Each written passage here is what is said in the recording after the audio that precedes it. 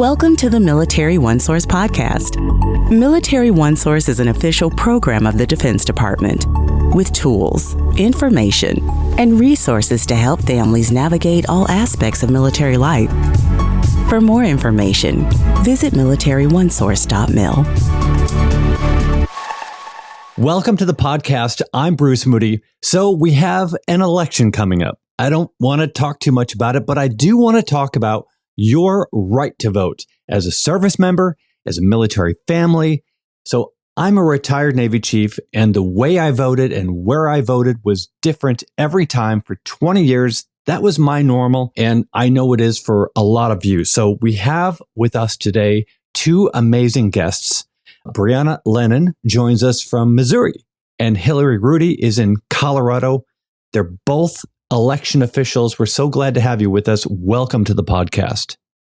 Yeah, thanks for having me. Thanks.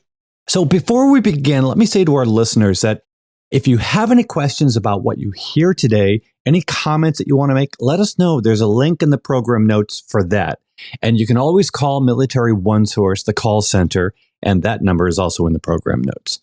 I also want to say that it's really important to note that for military families, your command and your installation has a voting assistance program, has people in place to help you. So whether you start with your supervisor or you go to the Family Assistance Center, there's no wrong door. There will be somebody to help you there who can help you vote. But, and this is why we're having this conversation, because there are areas where your state and local election officials can help or guide. And that's the conversation that we're going to be having today. So, Brianna, let's start with you with just an overview of what state election officials, local election officials, what is the role in the voting process as it applies to service members and their families? Yeah, so the biggest thing, and I'll speak mostly from the local election side of things, for those of us that are local and run elections, it's our responsibility to not only get people registered to vote, but also get them their ballot and help them make sure that they are able to exercise their right to vote. So we do a lot of voter education with our overseas and military voters to make sure that they are filling out federal postcard applications, because filling out a federal postcard application in Missouri especially allows you to both register to vote and request your ballot for a long period of time. So one federal postcard application lasts you for over a year. And if you fill it out in the beginning of the year, it'll automatically make you eligible for all of the ballots for all of the elections for the rest of the year. So we do a lot of communication with our voters to make sure that they are aware of when their request expires so that they can submit a new one. And then they're also eligible in Missouri for us to be able to transmit these ballots electronically. And I know that's true pretty universally across the country. So one of the biggest things that we do as we are getting closer to the election, 46 days out, is email out ballots to our military and overseas voters.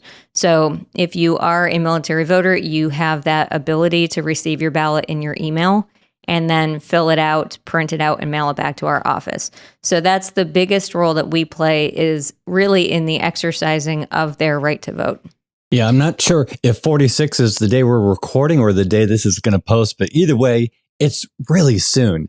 You know, as we go back and forth on this, Hilary, Brianna, just feel free to kind of jump in and add to some of the thoughts that have already been provided. So we'll just kind of go back and forth, but feel free to jump in anytime.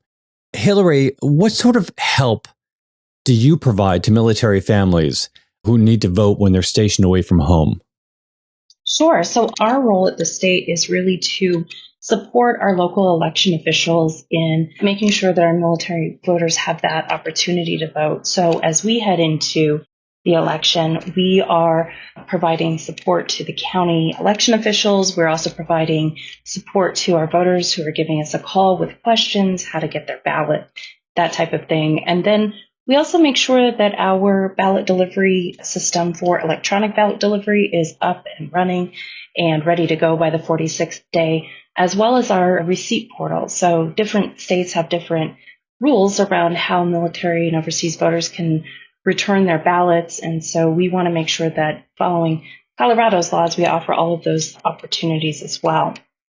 I mean, there are first absentee ballots to go out. And like you said, I'm not sure when this is airing either, but they've already gone out. September 20th was when we emailed out over 200 ballots got emailed or electronically delivered using our statewide system as well.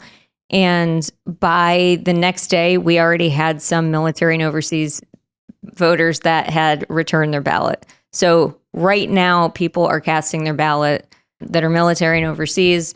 And it's really important. I know that we're probably going to touch on this later, but it's really important to kind of build that relationship with your local election authority. One of the things that we try to do is maintain consistent contact with folks so that if they do have a question, they're talking to the same person in the office.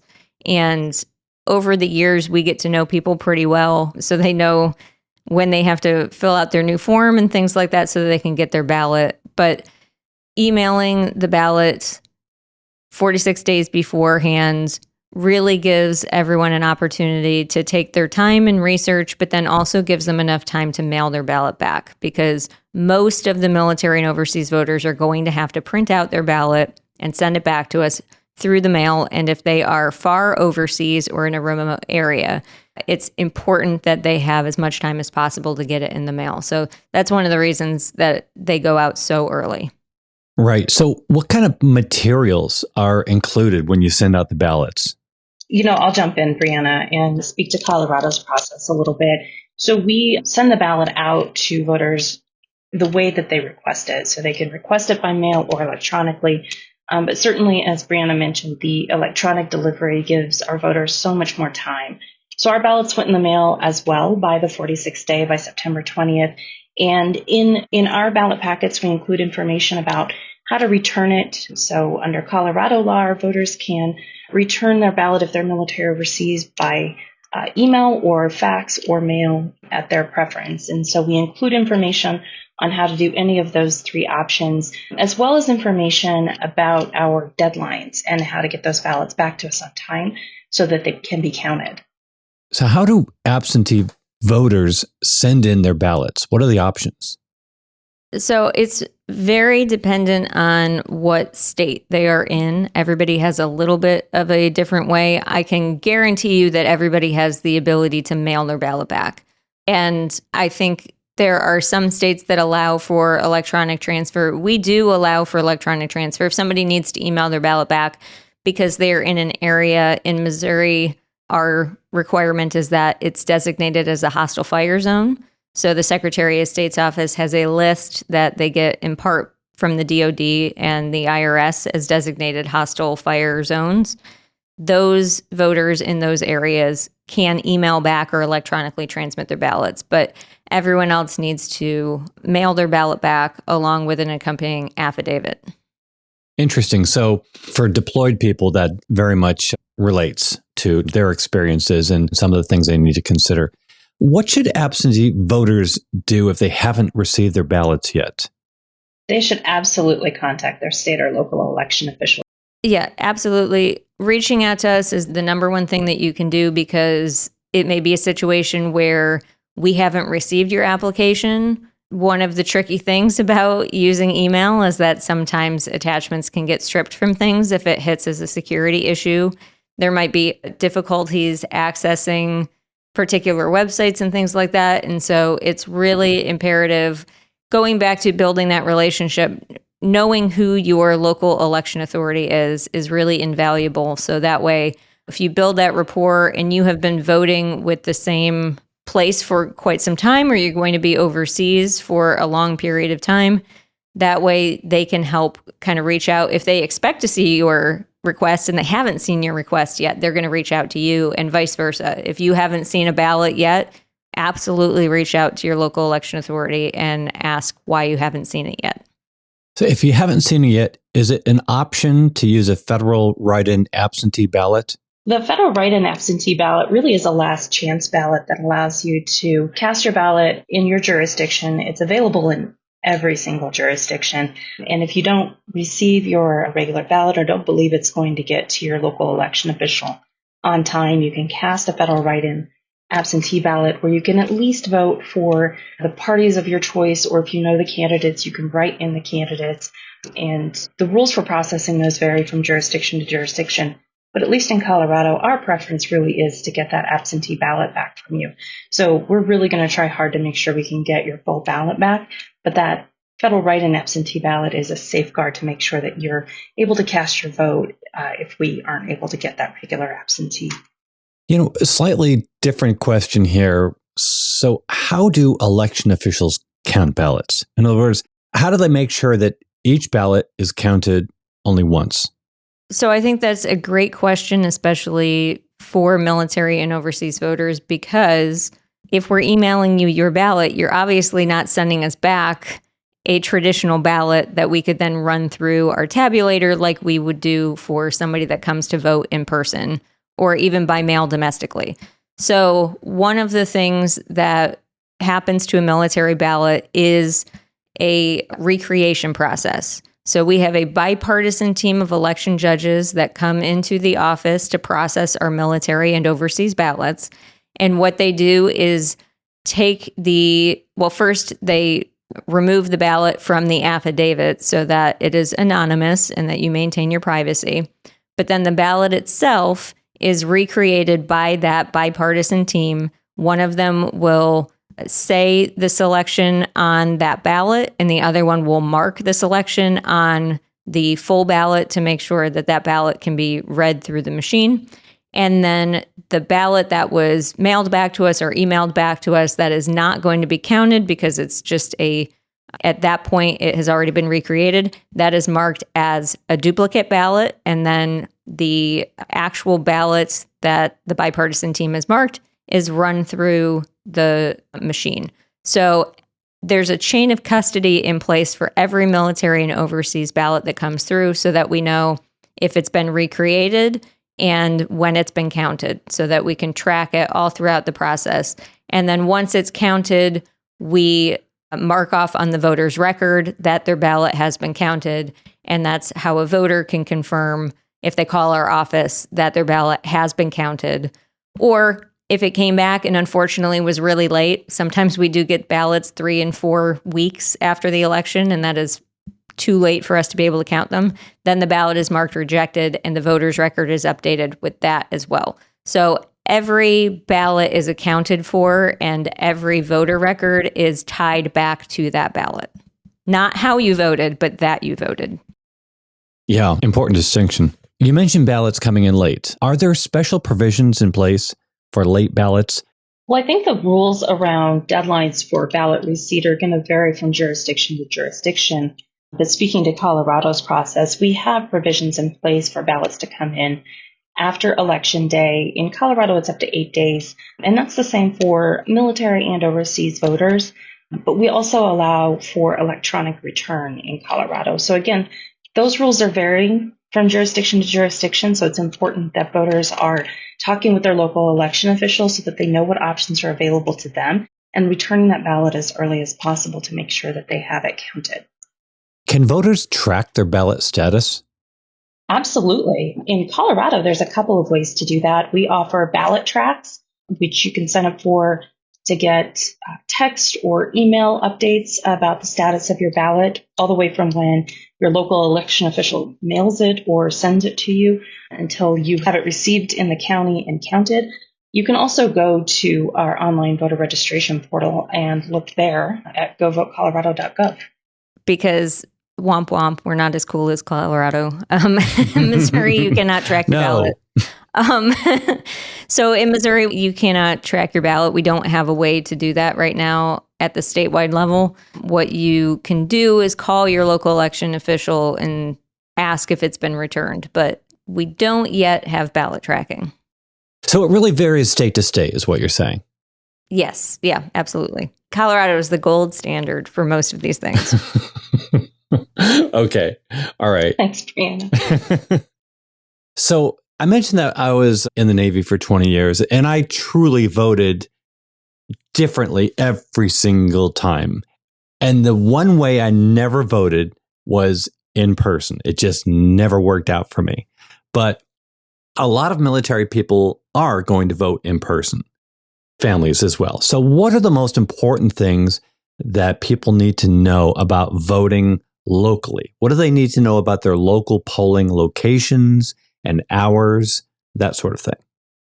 In Missouri, our polling places are open from 6 a.m. to 7 p.m. And we also do have a 2-week no excuse absentee voting period. So those would be just the normal office hours of your local election authority. But for 2 weeks up to the election, you can vote in person.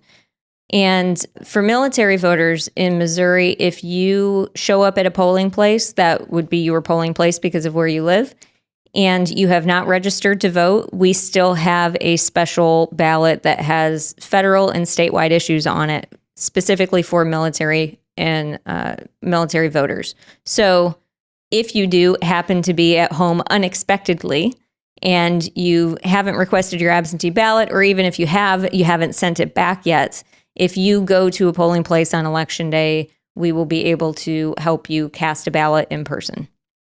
Here's another area where the laws really are going to vary from state to state. In Colorado, we have 2 weeks of early voting as well. And in Colorado, if you happen to be home, what's important to know about voting in person is that you can go to any location in your county. It's a good idea to look up your polling location and see what the hours are.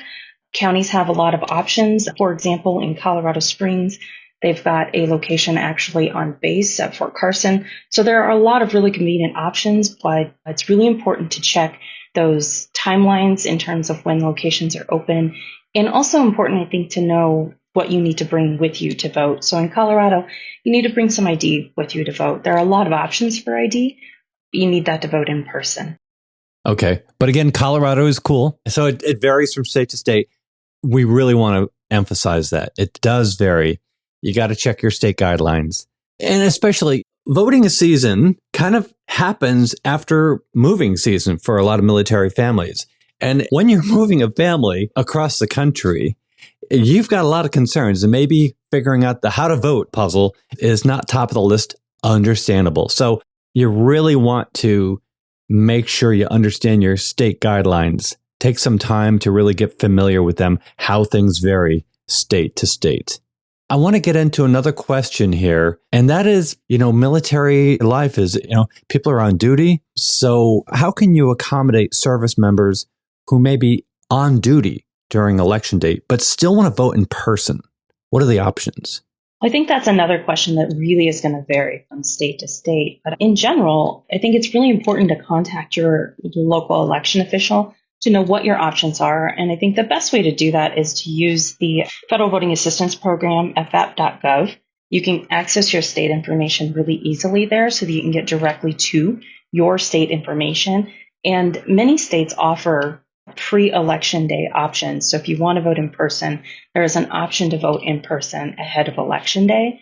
And I think the best way to know what those options are just to go directly to the source, to your local election official. You mentioned FVAP, or the Federal Voting Assistance Program. It's actually part of the Department of Defense, folks. So we're going to put a link in the program notes. You can always reach out to them. Awesome people, and they've got a lot of answers for you. Let's get back to some of the common challenges that military voters face and how our local and state election officials addressing them. I think the number one thing that we hear is, how do we get the ballot back? What's our preferred way of getting the ballot returned back to us by mail? And I think that's tricky because depending on where you are stationed, where you're living overseas, there's going to be huge differences in the mail stream and whether you have a very good mail system or whether it's going to take a while, whether you have to work through the embassy or anything like that. And so we try as best we can from our local office to be able to get up to speed on what some of these other places have as their regular mail delivery. And we do provide, when we email out the ballots, some kind of like prefabricated envelopes that you can fold and tape and put it back in the mail, and it at least has a designation on it that once it hits United States Postal Service, that it will be able to go through the system. Well, and I would jump in and say, I agree, Brianna, we need to keep having a discussion about the mail issue. I think in addition to the mail delivery issue, one of the most common issues that we hear about is just how mobile our voters are, and that it's not always top of mind to be thinking about registration and voting when you are changing duty locations or being deployed. And so really just trying to make sure that we're communicating often and frequently with our voters. And so we're doing that both at the state and the local level, and really also communicating about the challenges of mail and offering options. If mail is the only option, we're talking a lot with our voters about how quickly they can get that ballot into the local mail stream, remembering to use that envelope that you can tape up and tape together, or making use of embassy mail service or private courier. We see a lot of ballots coming back real close to the election through DHL sometimes. But all of those options aren't available in every location. And so it's sometimes about understanding what options are available and talking with our voters and figuring out what's going to work best. Are there any changes being considered to further support the voting process for service members and their families? This is for future elections. I think we're seeing a shift. I want to say in the last 10 years, the concept of having a statewide portal that Missouri has, that Colorado has, that allows people to log on themselves and then pull down a ballot and then print it. That is, in the last 10 years, a pretty new and positive change that we've seen happen. I think that there will probably be some sort of movement. I know security and access are always a hard nut to crack when it comes to weighing, like, email back your ballot, but we want to make sure that it's encrypted or that it's a secure process and things like that. I think as we are making developments on things like statewide portals for sending ballots, we'll also see some movement on return, but returning ballots through a portal has a lot more obstacles. But I am optimistic that that's the direction that we're moving in. Yeah, I agree. I think that's been one of the best developments over the last 10 years or so. The ability for voters to go get their ballot themselves. It really shortcuts the front end of that mail time frame. I think also we're seeing more and more data available to us to help us understand the transit time, to help us understand the challenges that might be more regional. And the more of that data we have about ballot transit times, about how long it's taking for a ballot to make it from a regional mail service into the U.S. Postal Service, that data is going to help us, I think, look at creative ways to solve some of these challenges. But I think I agree with Brianna about the portal, probably one of the best developments that we've seen to move things forward. Interesting. Hilary and Brianna, I'm so grateful to have this conversation with you. As we wrap up, I invite you to share any final resources or outreach efforts that are specifically aimed at helping military families and service members navigate the voting process. Brianna, let's start with you. Yeah, I know it's come up before and we talked about it, but the Federal Voting Assistance Program is an awesome resource for people. It's the one that we point people to when they need to fill out a federal postcard application or if they're just looking for general information. We love working with FVAP, and I know that we get very positive responses from our military and overseas voters when we link them up together. So that's a really great resource. And then again, your local election authority or your Secretary of State's office, your state elections office is going to be great to be able to contact someone directly about what you specifically need to do, how to get your ballot, if you have questions about things on your ballot.